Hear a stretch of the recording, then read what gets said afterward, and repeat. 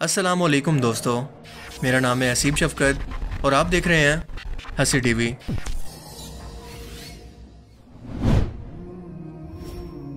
अब तक हम इंसान ये समझते हैं कि इंसानी सोचों और ख्यालात का मरकज़ सिर्फ हमारा दिमाग है, क्योंकि ये हमारे पूरे जिस्म को कंट्रोल करता है। इसके अलावा सोचना समझना सिर्फ इसी का काम है।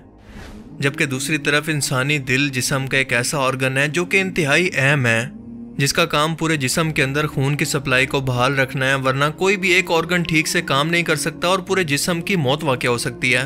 ये बिल्कुल दिमाग के जितना अहम है। मगर सवाल यह है कि क्या दिल भी सोच सकता है? क्या ये भी फैसला करने की सलाहियत रखता है?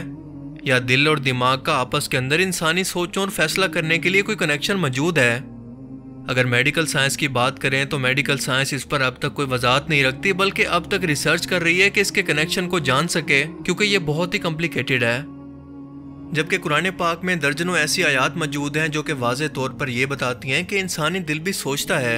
यही इंसान से अच्छे और बुरे फैसले करवाता है। और कुरान करीम का एक ऐसा मौजज़ा जिसने मेडिकल साइंस को हिला कर रख दिया कि इंसानी सोचों पर किसकी हुकूमत है, दिल की या फिर दिमाग की। आइए इस अहम तरीन सवाल का जवाब कुरान और मेडिकल साइंस की रोशनी में जानने की कोशिश करते हैं। कुरान करीम की इन आयात पर ज़रा गौर करें और इनका मतलब समझने की कोशिश करें कि अल्लाह फरमाता है कि हमने इंसान को पैदा किया और हम इसके दिल में उभरने वाले वसवसों तक को जानते हैं। वसवसे यानी ख्यालात को, जो कि दिमाग का काम है, लेकिन अल्लाह फरमाता है कि ये दिल के अंदर पैदा होते हैं। फिर अल्लाह फरमाता है कि हम इंसान की शाहरग से भी ज़्यादा इसके करीब हैं। शाहरग से मुराद है इंसान के दिमाग की सबसे अहम तरीन वेन, जो कि डायरेक्टली दिमाग से जुड़ी है, इसके करीब है और इंसान के सब ख्यालों, सोचों और वसवसों से वाकिफ है। मगर फिर भी अल्लाह फरमाता है कि इसके दिल में आने वाले वसवसों, ख्यालात को वो जानता है। लेकिन ऐसा कैसे मुमकिन हो सकता है? एक और जगह अल्लाह पाक फरमाता है कि वो लोगों के दिलों का हाल तक जानता है, भला वो नहीं जानता होगा जिसने इसे पैदा फरमाया। फिर फरमाया, इनके पास दिल हैं मगर वो इनसे सोचते नहीं। ये आयात मुबारक ये वाज़े तौर पर बता रही हैं कि इंसानी दिल भी सोचता है, वो समझ सकता है। अब तक मेडिकल साइंस ये समझती थी कि इंसानी दिल का इकलौता काम है जिस्म के अंदर खून को पंप करना, पर ऐसा नहीं है, क्योंकि हालिया खोज के मुताबिक इंसानी दिल एक इंडिपेंडेंट यानी खुद मुख्तार और मुकम्मल ऑर्गन है, जिसे हम अंग्रेजी के अंदर कहते हैं इंडिपेंडेंट एंड कंप्लीट। ये बिल्कुल हमारे दिमाग की तरह तो नहीं है, पर इसके अंदर अपना एक दिमाग मौजूद है। पर कितना और किस हद तक ये हमें अब तक नहीं पता। बस इतना पता चला है कि ये मौजूद है, इसकी अपनी यादाश्त भी है। और इस बात की तस्दीक ना सिर्फ अल्लाह कुरान पाक के अंदर फरमाता है, बल्कि इसकी हदीस मुबारक वाज़े तौर पर रसूलुल्लाह सल्लल्लाहु अलैहि वसल्लम के अल्फाज की सूरत में कुछ इस तरह से मौजूद है कि आपने फरमाया कि बेशक इंसान के जिस्म के अंदर गोश्त का एक ऐसा लोथड़ा मौजूद है कि अगर वो सही रहे तो पूरा जिस्म सही रहता है, और अगर वो बिगड़ जाए तो पूरा जिस्म बिगड़ जाता है। खबरदार रहो कि वो दिल है। इस हदीस मुबारक का मतलब है कि दिल एक फौजी कमांडर की तरह है, जो कि बाकी ऑर्गन्स को फौजियों की तरह काम करने का हुक्म देता है। और अगर ये कमांडर बिगड़ जाए तो फौज भी बिगड़कर मुकम्मल तौर पर तबाह हो जाएगी, यानी हमारा जिस्म। इंसानी दिल में मौजूद ये छोटा सा दिमाग 40,000 नर्व सेल से मिलकर बना होता है, और ये नर्व सेल वो होते हैं जिनसे हमारा दिमाग बनता है, और इसका पैगाम ले जाने वाला नर्वस सिस्टम भी। ये इतनी हैरत अंगेज खोज है कि इसने पूरी मेडिकल साइंस को ही बदल कर रख दिया है, क्योंकि कनाडा के एक मेडिकल डॉक्टर जे एंड्रयू अमोर के मुताबिक दिल के अंदर मौजूद इस छोटे से दिमाग की वजह से हमने मेडिकल की एक नई टर्म की बुनियाद रखी, जिसे कहा जाता है नर्वस न्यूरोकार्डियोलॉजी, जिसमें दिल के अंदर मौजूद इसी छोटे से दिमाग को वजाहत से पढ़ने के लिए और इस पर मजीद खोज करने के लिए लोगों को दावत दी जाएगी। अपनी बात के लॉजिकल सबूत के अंदर वो कहते हैं कि जब भी इंसान दिल को धड़कन तेज या कम करने के लिए कोई सिग्नल भेजे तो वो अपनी मर्जी के मुताबिक रिएक्शन करता है, ना कि आपके रिएक्शन के मुताबिक। कभी कभार तो आपके दिल का रिएक्शन आपके सिग्नल के मुताबिक बिल्कुल उल्ट होता है। हम इसे अपनी मर्जी के मुताबिक कंट्रोल नहीं कर सकते, जैसा कि दिमाग को कर सकते हैं। इनके मुताबिक दिल और दिमाग एक दूसरे से केमिकल रिएक्शन की सूरत बातचीत भी करते हैं, और इन दोनों की सेहत या इनका आपसी कनेक्शन एक दूसरे को इफेक्ट भी करता है। मिसाल के तौर पर अगर दिल सैड है या वो टेंशन में है तो इसका असर इनके दिमाग पर भी होगा, और इसका बिल्कुल उल्टा भी, यानी दिमाग भी दिल के लिए बिल्कुल ऐसा ही महसूस करेगा। लेकिन क्या आप यकीन करेंगे कि आज से 1400 साल पहले नाजिल होने वाले कुरान करीम के अंदर अल्लाह पाक बिल्कुल यही अल्फाज दोहराते हुए फरमाता है कि अकल का जिम्मेदार और मकाम सिर्फ दिमाग नहीं बल्कि कल्ब यानी इंसानी दिल है, और इंसानी जिस्म में रूह के रुकने की जगह भी यही है। एक और जगह फरमाता है कि इनके पास दिल हैं मगर ये इनसे समझते नहीं हैं। یعنی اللہ تعالیٰ نے سوچنے سمجھنے کی نسبت دل کی طرف کی ہے، جس کی وجہ سے بعض لوگوں کو یہ غلط فہمی ہوتی ہے کہ یہ کام تو دماغ کا ہے، لہٰذا قلب سے مراد دماغ ہے۔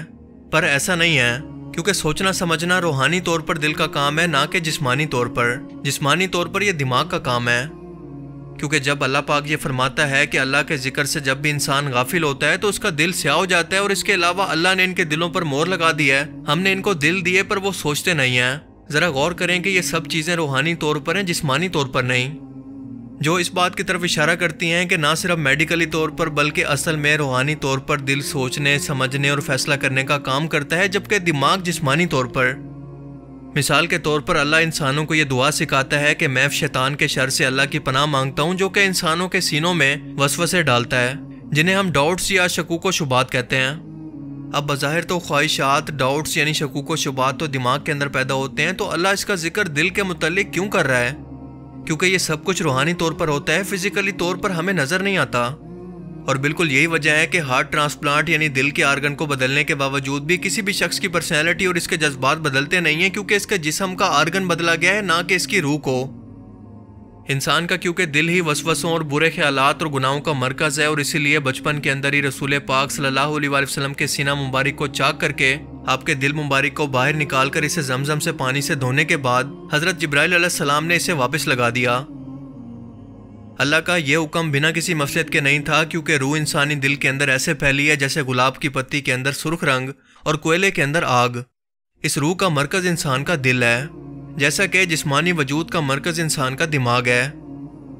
قرآن کریم میں اللہ پاک واضح طور پر انسانوں کو یہ فرماتا ہے کہ جب انسان نیند کے اندر ہوتا ہے تو اللہ پاک ان کی روحوں کو قبض کر لیتا ہے، اور جس کی موت کا وقت قریب آ گیا ہو اس کی روح عالم ارواح کے اندر ٹھہر جاتی ہے، جبکہ جس کی موت کا حکم ابھی تک نہیں آیا وہ روح ہر صبح کو اس کے جسم کے اندر واپس لوٹا دی جاتی ہے، جب تک کہ اس کی موت کا وقت قریب نہ آ جائے۔ انسانی روح کے جسم کو چھوڑ کر جانے کا یہ عمل بھی بالکل دل کی وجہ سے ہوتا ہے، کیونکہ جسم کے دل کے اندر انسان کی یہ روح موجود ہوتی ہے، اور جب یہ روح انسانی دل سے نکل جائے تو انسان کی موت واقع ہو جاتی ہے۔ دل کا چھوٹا سا دماغ اپنی مدد آپ کے تحت چلتا ہے، اور دماغ سے سگنل یا مدد لیے بغیر کافی ٹائم تک زندہ بھی رہ سکتا ہے، جو کہ شارٹ ٹرم یا اس کی کچھ ٹائم کی میموری کہلاتی ہے۔ یہ نہ صرف انفارمیشن کو سٹور کرتا ہے بلکہ اس کو محسوس بھی کرتا ہے۔ انسانی جسم ایک مخصوص پہلے سے طے شدہ کوارڈینیشن نظام کے اصولوں کے مطابق کام کرتا ہے، جسے کہا جاتا ہے کوارڈینیشن اینڈ کنٹرول، یعنی جسم کے تمام حصوں کو جوڑ کر ایک کرنا اور ان سے کام لینا۔ مگر دل اور دماغ کا یہ کنیکشن کیسا ہوتا ہے ہمیں اس کے بارے میں اب تک کچھ نہیں پتا، پر قرآن اس کے بارے میں ہماری رہنمائی کچھ اس انداز کے اندر کرتا ہے کہ اللہ پاک فرماتا ہے، اور اس قرآن میں ایسی آیات بھی ہیں جسے وقت گزرنے کے ساتھ ساتھ ہی سمجھا جائے گا، یعنی سائنسی علوم کی ترقی کے ساتھ ساتھ۔ ابھی تک ہمارے دماغ اتنا ایڈوانس لیول پر نہیں پہنچے کہ اس کو سمجھ پائیں۔ ابھی ہمیں اس کے بارے میں بہت کچھ جاننا ہے جس کا ہم تصور بھی نہیں کر سکتے۔ اور اگر آپ اس دل کا اور اس کے اندر موجود روح کا سکون چاہتے ہیں تو اللہ پاک فرماتا ہے کہ دلوں کا سکون تو صرف اور صرف اللہ کے ذکر میں ہے۔ اللہ تعالیٰ ہمیں سمجھنے کی اور نیک عمل کرنے کی توفیق عطا فرمائے۔